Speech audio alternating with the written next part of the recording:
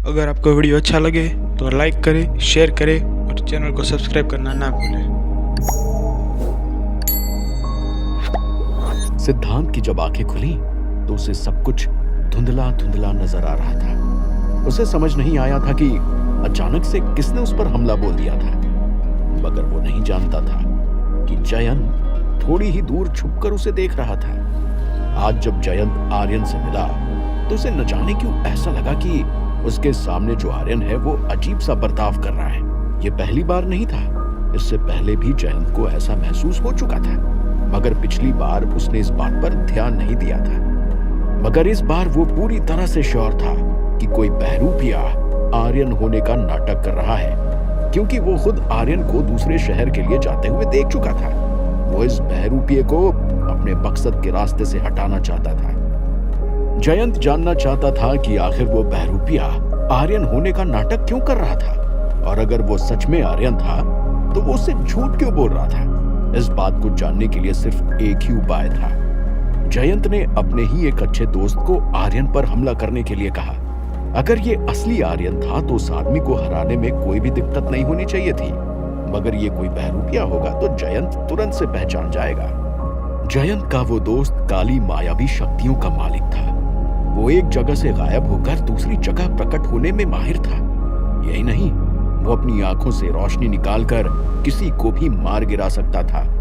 मगर आर्यन इस दोस्त से पहले मिल चुका था और वो उसकी कमजोरी जानता था। अगर उस आदमी की आंखें ढक दी जाएं, तो वो लड़ने में असमर्थ हो जाएगा। जयंत बस इंतजार कर रहा था कि कब आर्यन उठकर उस आदमी की आंखों पर पर्दा डाल दे और जयंत का शक खत्म हो जाए। वो अपने मकसद को पूरा करने के बीच में एक और मुसीबत नहीं चाहता था। मगर सच बात तो ये थी कि उसके सामने जमीन पर गिरा हुआ आदमी आर्यन नहीं, सिद्धांत था, और उसे ये सब नहीं मालूम था। सिद्धांत अपने हथियार घर पर छोड़कर आया था, क्योंकि उसे नहीं लगा था कि उसे उनकी जरूरत पड़ेगी। मगर अब वो अपने आप को कोस रहा था। उसके सामने खड़ा हुआ दुश्मन ऊपर से नीचे तक काले साफे से ढका हुआ था। उसकी सिर्फ लाल आंखें सिद्धांत को नजर आ रही थी। सिद्धांत ने तुरंत उठकर उस आदमी पर हमला किया, मगर खड़े होते ही सिद्धांत का सर चकराने लगा। थोड़ी देर पहले हुए वार के कारण उसका संतुलन बिगड़ गया था, मगर सिद्धांत ने अपने आप को संभालते हुए उस आदमी को एक लात मारी, मगर तभी वो आदमी अपनी जगह से गायब हो गया। ये देखते ही सिद्धांत की आंखें फटी की फटी रह गईं। उसने टेलीपोर्टेशन के बारे में सिर्फ किताबों में पढ़ा था। अलग अलग शक्तियों को देखकर सिद्धांत को समझ आ गया था कि उसे भी अपने आप को और ताकतवर बनाना होगा, क्योंकि दिन ब दिन जिन दुश्मनों से उसका सामना हो रहा था वो और भी शक्तिशाली होते जा रहे थे। अचानक से सिद्धांत को अपने पीछे हवा का एक झोंका महसूस हुआ। वो अपनी जगह से हिल पाता उससे पहले ही उसे अपनी पीठ पर एक जोर का वार महसूस हुआ।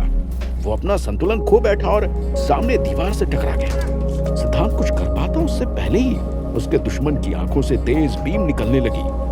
वो बीम इतनी शक्तिशाली थी कि सिद्धांत के बाजू की दीवार कुछ ही पलों में पिघल गई। सिद्धांत तुरंत वहां से भागने लगा। अब जयंत को विश्वास हो गया था कि उसके सामने जो आदमी उसके साथी से लड़ रहा था वो कोई और नहीं बल्कि आर्यन का एक बहरूपिया है। तभी वो सामने आया और चिल्लाते हुए बोला, कौन हो तुम और आर्यन के वेश में क्या कर रहे हो? जयंत की आवाज सुनकर सिद्धांत चौंक गया। उसकी आंखें फटी की फटी रह गईं, क्योंकि उसकी असलियत जयंत के सामने आने ही वाली थी। सिद्धांत को कुछ समझ नहीं आ रहा था कि वो क्या करे। अगर वो पकड़ा गया तो वो कभी भी आर्यन को राजकुमारी वंदिता को मारने से रोक नहीं पाएगा। इसलिए अगले ही पल उसने अपनी मुट्ठी में रेत भरी और जयंत के बाजू में खड़े उसके साथी की आंखों में फेंक दी। सिद्धांत वहां से भागने वाला था, मगर तभी अचानक से वहां पर राजकुमारी वंदिता आ गई। जब राजकुमारी वंदिता ने सिद्धांत के शरीर पर घाव देखे, वो तेज आवाज में चिल्लाई, ये क्या कर रहे हो तुम लोग? उसे जाने दो, ये मेरा आदेश है। राजकुमारी वंदिता को वहां देखकर जयंत तुरंत वहां से भाग गया। वो नहीं चाहता था कि राजकुमारी वंदिता की नजर उस पर पड़े। उसने एक आखिरी बार सिद्धांत की तरफ देखा। उसकी भौहें सिकुड़ी हुई थी। उसके सामने अभी अभी आर्यन ने उसके साथी की आंखों में धूल छोड़ दी थी। उसे समझ नहीं आ रहा था कि सच में वो आर्यन था या उसका कोई बहरूपिया। वहां से भागते हुए जयंत के मन में सिर्फ एक ही बात घूम रही थी कि उसे जल्द से जल्द इस बात का पता लगाना होगा। वहीं दूसरी ओर राजकुमारी वंदिता ने बिना कुछ सोचे समझे सिद्धांत के दुश्मन पर वार करना शुरू कर दिया। सिद्धांत ने उसकी आंखों में एक ऐसी दृढ़ता देखी जिसे देखकर वो चौंक गया। वो इस बात से दंग था कि जो राजकुमारी वंदिता इतनी होशियार और ताकतवर थी, फिर वो आर्यन से इतनी जल्दी कैसे प्यार कर सकती थी। मगर वो कहते हैं ना कि प्यार की कोई भाषा नहीं होती, वो जब होना होता है तो हो जाता है। प्यार ना ही शक्ल देखता है और ना ही कुछ और। राजकुमारी वंदिता ने हवा में भाले को घुमाया और उस मायावी आदमी पर वार करना शुरू कर दिया। मगर वो मायावी आदमी यहाँ पर राजकुमारी वंदिता से लड़ने नहीं आया था। वो जानता था कि राजकुमारी वंदिता असल में कितनी ताकतवर है, इसलिए वो उनसे पंगा नहीं लेना चाहता था। अगले ही पल वो अपनी जगह से गायब होकर सिद्धांत के पास पहुंच गया। उसकी आंखें अभी भी सही से नहीं खुल रही थी, मगर फिर भी उसने सिद्धांत को कस के पकड़ लिया और अगले ही पल वो दोनों वहां से गायब हो गए। राजकुमारी वंदिता अपनी जगह पर अचंभे के साथ खड़ी रही। वो आर्यन का नाम पुकारती रही, लेकिन उसे कोई भी जवाब नहीं मिला। वो इतनी ज्यादा चिंतित हो गई थी कि चिंता के कारण अपना होश खो बैठी और वहीं जमीन पर बेहोश हो गई। वहीं दूसरी तरफ सिद्धांत उस मायावी इंसान के चंगुल से छूटने की कोशिश कर रहा था, मगर वो मायावी इंसान उसे किसी और ही जगह लेकर आ गया था। जब सिद्धांत ने आंखें खोलकर आसमान की तरफ देखा तो उसे पूरी तरह लाल पाया। वो एक पल के लिए चौंक गया और चिल्लाते हुए बोला, ये तुम मुझे कहां ले आए हो? तुम्हें आखिर किसने भेजा है? मगर वो मायावी शक्ति सिद्धांत का जवाब देने के बजाय जोरों से हंसने लगी। अचानक से सिद्धांत के कानों में पानी की आवाज गूंज उठी। जब उसने अपने पीछे नजर डाली तो एक पल के लिए उसकी सांसें थम गई, क्योंकि वो पहाड़ की एक बहुत ही लंबी चोटी पर खड़ा हुआ था, जिससे पत्थर टूटकर नीचे बह रहे भयंकर समुद्र में गिर रहे थे।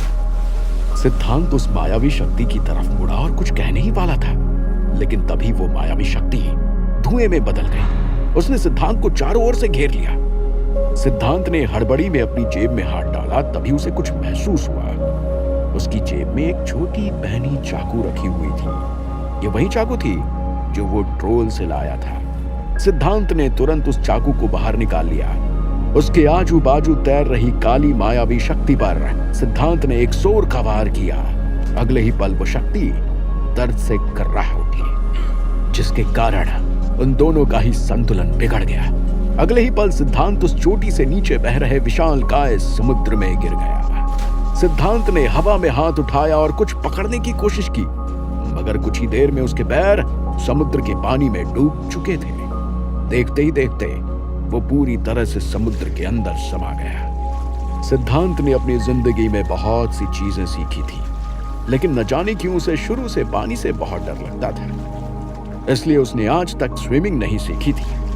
पानी में डूबते ही सिद्धांत की सांस फूल गई और वो डूबने लगा। उसने मदद के लिए गुहार लगाई, लेकिन उसके सुनने वाला वहां कोई भी नहीं था। कुछ ही देर में समुद्र का खारा पानी सिद्धांत के आंख, नाक, मुंह में भर गया था, जिसके कारण वो अपना होश खो बैठा। आसमान से चांद की रोशनी सिद्धांत के चेहरे पर चमक रही थी। उसके कानों में समुद्र की लहरों की आवाज आ रही थी। सिद्धांत जोरों से खांसने लगा। उसके मुंह और नाक से पानी निकलने लगा। जब उसकी आंखें खुली तो उसने देखा कि वो समुद्र के किनारे एक तट पर अपने पेट के बल लेटा हुआ है। उसने अपनी पूरी ताकत लगाकर उठने की कोशिश की। अपने पैरों पर खड़े होकर सिद्धांत ने दूर दूर तक सिर्फ समुद्र और रेत के अलावा कुछ और नहीं पाया। उसे मालूम नहीं था कि वो किस जगह पर था और वहां से निकलने का क्या रास्ता था। वो दोबारा से ऐसे जंगल में नहीं फंसना चाहता था जहां से निकलना उसके लिए मुश्किल ही नहीं बल्कि नामुमकिन हो जाए। उसके नीले कपड़े ठंडी हवा के कारण उसके शरीर से चिपक गए थे। सिद्धांत ने तुरंत अपने आप को गर्म रखने के लिए अपने हाथ सीने पर बांध लिए। उसे तुरंत इस समुद्र से वापस शीतलपुर जाने का रास्ता ढूंढना ही था। अचानक से उसके कानों में एक आवाज पड़ी, तुम जानते हो कि तुम कहां हो? सिद्धांत इस आवाज को पहचानता था। ये वही आवाज थी जिसने उसकी मदद पहले भी की थी। मैं कहां हूं? मुझे यहां से निकलने का तरीका बताइए। सिद्धांत ने उस आवाज से गुहार लगाई। तुम्हें यहां से निकलने की नहीं, बल्कि यहां रहकर शक्तियां बढ़ाने के बारे में सोचना चाहिए। यहाँ आना कोई संजोग नहीं है, बल्कि तुम्हारे नसीब में लिखा था। ये जगह जादू से भरी हुई है।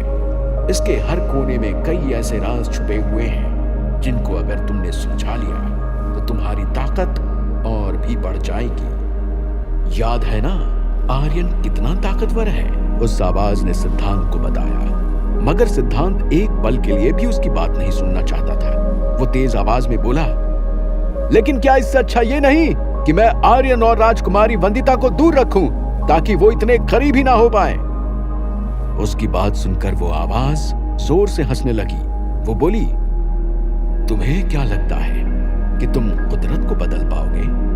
अगर तुम उन दोनों को मिलने से रोकोगे तो वो दोनों कोई और मिलने का रास्ता ढूंढ लेंगे। इसलिए तुम्हें सबसे पहले उनके दुश्मनों को रोकना होगा। इसके लिए तुम्हें अपने आप को आर्यन से भी ताकतवर बनाना होगा। उस आवाज ने सिद्धांत को समझाया। सिद्धांत गहरी सोच में डूब गया। वो जानता था कि शायद वो आवाज सच बोल रही है। आर्यन और वंदिता का मिलन किस्मत में लिखा हुआ था। वो उन्हें रोक नहीं सकता था, लेकिन वो दुश्मन जो उन्हें जिस रास्ते पर चलने के लिए मजबूर कर रहे थे, उनको जरूर रोक सकता था। वो समझ गया था कि उसे क्या करना है। उसे अपने आप को और भी ताकतवर बनाना था ताकि वो अपने दुश्मनों से लड़ सके। उसने अपना सर हाँ में हिलाया और बोला, मुझे बताइए, और ताकतवर बनने के लिए मुझे और क्या करना होगा? अगले ही पल वो आवाज बोली, तुम यहां से सीधे जाओ। कुछ ही दूरी पर एक महल बना हुआ पाओगे। वहां पहुंचते ही तुम्हें समझ आ जाएगा कि तुम्हें क्या करना है। इतना कहकर वो आवाज वहां से गायब हो गई। सिद्धांत कदम आगे बढ़ाने लगा, लेकिन तभी उसे एहसास हुआ कि उसके कोई भी हथियार उसके पास नहीं थे। वो बिना हथियारों के कैसे अपने आप को बचाएगा? मगर कुछ दूर चलते ही उसकी नजर रेत में चमक रही किसी चीज पर पड़ी। सिद्धांत दौड़ता हुआ वहां तुरंत पहुंचा और रेत में खोदने लगा। कुछ ही देर में उसके सामने उसकी दोनों तलवारें थीं। उन्हें देखते ही सिद्धांत के चेहरे पर एक बड़ी मुस्कान आ गई। वो समझ गया था कि उस आवाज ने ही उसकी मदद की थी।